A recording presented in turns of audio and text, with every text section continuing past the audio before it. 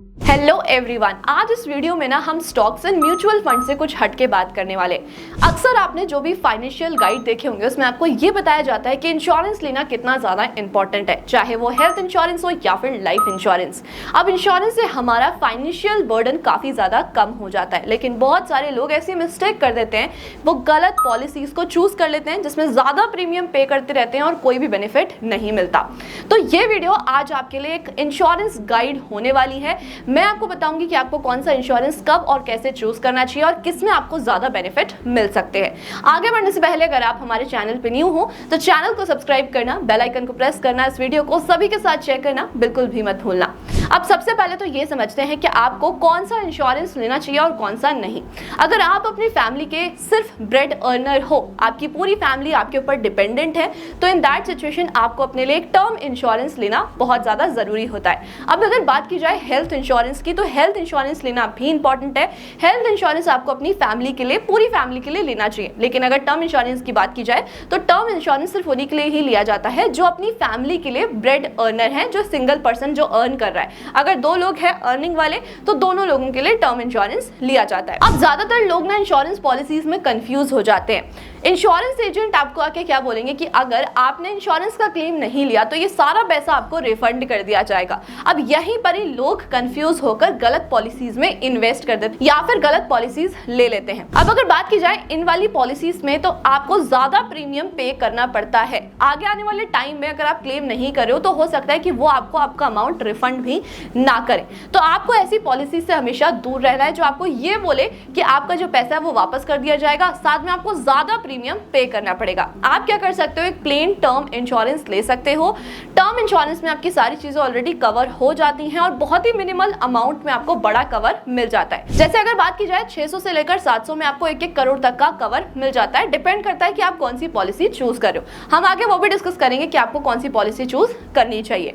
अब अगर health insurance की बात की जाए तो आपको इंश्योरेंस एजेंट ये बोलेंगे कि आप ये वाला राइडर ऐड करा दो, इससे आपको ये बेनिफिट मिलेगा। लेकिन जितने भी राइडर्स होते हैं ना, हर राइडर के एक अलग टर्म एंड कंडीशन होते हैं। जब तक आप उन टर्म एंड कंडीशन को नहीं पढ़ लेते हो तब तक आपको उनका कोई भी बेनिफिट नहीं मिलता है। तो टर्म एंड कंडीशन को रीड करना बहुत ज्यादा जरूरी होता है। मैं ये नहीं बोल रही कि कंपनीज हमेशा फ्रॉड ही करती हैं। कंपनीज कई बार ऐसा भी करती हैं कि टर्म्स एंड कंडीशंस ऐसे मेंशन कर देंगी जो पॉसिबल ही नहीं है, तो आपको उनका बेनिफिट मिल ही नहीं सकता। तो आपको ऐसे राइडर्स कभी भी ऐड नहीं कराने हैं। अब एक और पॉइंट यहाँ पर यह आता है कि लोग अपने इंश्योरेंस को और अपने इन्वेस्टमेंट को मिक्स कर देते हैं, जिसकी वजह से उनको काफी ज्यादा लॉस होता है।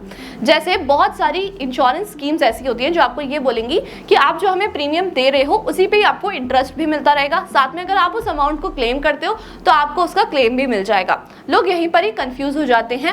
अब आप ये सोचो कि अगर आप किसी इंश्योरेंस कंपनी में इन्वेस्ट कर रहे हो अपने पैसे को, वो आपको 6 से 7% का रिटर्न दे रहा है, तो क्या कोई फायदा है? नहीं। अगर वही पैसे को आप कम प्रीमियम पे कर अपना इंश्योरेंस अलग से ले लो और उसी का ही 50% आप अपना अमाउंट इन्वेस्ट करना शुरू कर दो, चाहे वो म्यूचुअल फंड्स में हो या फिर एफडी में। एफडी में भी आपको ज्यादा रिटर्न मिल जाता है अगर आप वाइजली एफडी चूज करो तो। अब वहां पर अगर देखा जाए तो म्यूचुअल फंड्स में या फिर कहीं पर अगर आप स्टॉक्स में इन्वेस्ट कर रहे हो तो आपको लगभग 13 से 14% का रिटर्न मिल ही जाता है, एवरेज में आपको बता रही हूँ। वहीं अगर आप एफडी में करा रहे हो, अगर आप स्मार्टली एफडी चूज कर रहे हो, जैसे कि स्मॉल फाइनेंस बैंक की अगर आप एफडी चूज कर रहे हो तो उसमें आपको लगभग 9% का रिटर्न मिल जाता है। तो यहाँ पे आप देख सकते हो कि कितना अमाउंट का डिफरेंस क्रिएट हो जाता है। अब देखा जाए तो लोग बहुत गलत तरीके से पॉलिसीज को चूज करते हैं। लोगों का मानना यह है कि 2 तरीके से ही पॉलिसी को चूज किया जा सकता है। सबसे पहले तो क्लेम सेटलमेंट रेशियो और उसके बाद प्रीमियम जितना कम होगा उन पॉलिसीज को चूज कर लिया जाता है। लेकिन दोनों ही चीजें गलत है, दोनों ही मेथड गलत है। सबसे पहले अगर हम बात करें क्लेम सेटलमेंट रेशियो की, तो बहुत सारी कंपनीज ऐसी होती हैं जो लो प्रीमियम पर या फिर कम अमाउंट वाला कवर भी देती हैं। तो हम इसे एक एग्जांपल से समझते हैं। मान लीजिए एक XYZ इंश्योरेंस कंपनी है, उन्होंने 10,000 लोगों को इंश्योरेंस दिया। अब उस 10,000 लोगों में से उन्होंने 9900 लोगों का इंश्योरेंस क्लेम करके दे दिया, लेकिन जो 100 लोग थे उनका इंश्योरेंस कवर नहीं दिया या फिर क्लेम नहीं करके दिया। अब यहाँ पर डिफरेंस कैसे क्रिएट होता है वो मैं आपको समझाती हूँ। जो 9900 लोग अमाउंट है जिनका क्लेम सेटल हो गया, उनका जो कवर अमाउंट था वो बहुत ही ज्यादा कम था, तो इंश्योरेंस कंपनी ने उन्हें कर दिया। लेकिन जो बचे हुए 100 लोग थे उनका जो इंश्योरेंस कवर अमाउंट था वो ज्यादा था, जिसकी वजह से उन्होंने कवर नहीं क्लेम किया। तो देखा जाए तो यहाँ पर आपका जो क्लेम सेटलमेंट रेशियो आएगा वो लगभग 99% का आएगा, और आप इसी को ही देखकर उस इंश्योरेंस कंपनी को चूज कर लोगे। लेकिन अगर आपका जो अमाउंट है, कवर अमाउंट है, वो बड़ा है, तो इस समय ये पता चलता है कि इंश्योरेंस कंपनी जो बड़े कवर अमाउंट होते हैं उनको नहीं पूरा करते हैं। तो क्लेम सेटलमेंट रेशियो आपको देखना चाहिए, बट यस, आपको सिर्फ 1 साल का नहीं देखना चाहिए, 4 से 5 साल का देखना चाहिए, जिससे आपको ये पता चले कि कौन कौन सी सिचुएशन में कंपनी ने कैसे क्लेम दिए। जैसे अगर मैं कोविड की बात करूं तो बहुत सारी कंपनीज ने कोविड के टाइम पर अपना क्लेम सेटलमेंट रेशियो काफी ज्यादा डाउन कर दिया था, यानी उनके जो क्लेम जा ही नहीं रहे थे लोगों के पास। वहीं अगर लास्ट ईयर की बात की जाए तो लास्ट ईयर में उन कंपनीज के क्लेम सेटलमेंट रेशियो काफी ज्यादा हाई पर चले गए थे। तो अब इस समय ये पता चलता है कि ऐसी सिचुएशंस में कंपनीज क्या करती हैं। तो ऐसी सिचुएशन में कंपनीज कवर अमाउंट को क्लेम करके नहीं देती है। वहीं अगर क्लेम सेटलमेंट रेशियो की बात की जाए तो ये वाला जो रेशियो होता है ना, हम इसे मैनिपुलेट भी कर सकते हैं। तो आपको सिर्फ इस पर डिपेंडेंट होकर इंश्योरेंस पॉलिसीज को चेक नहीं करना चाहिए। अब यहाँ पर आप कौन कौन सी चीजें चेक कर सकते हो किसी भी कंपनी को चूज करने से पहले?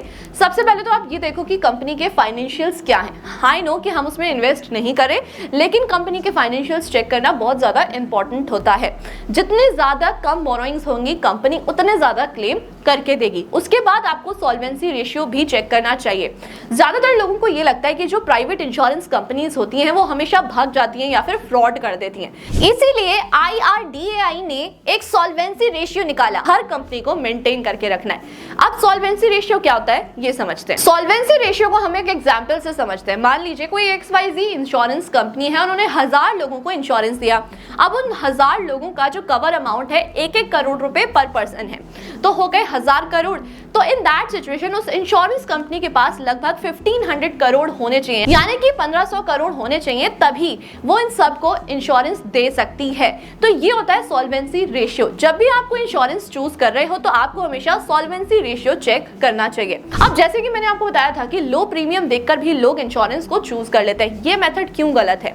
अब लो प्रीमियम अगर आप दे रहे हो तो हो सकता है कि उसका कवर अमाउंट भी कम हो, आपको उसमें ज्यादा एडवांटेजेस नहीं मिले।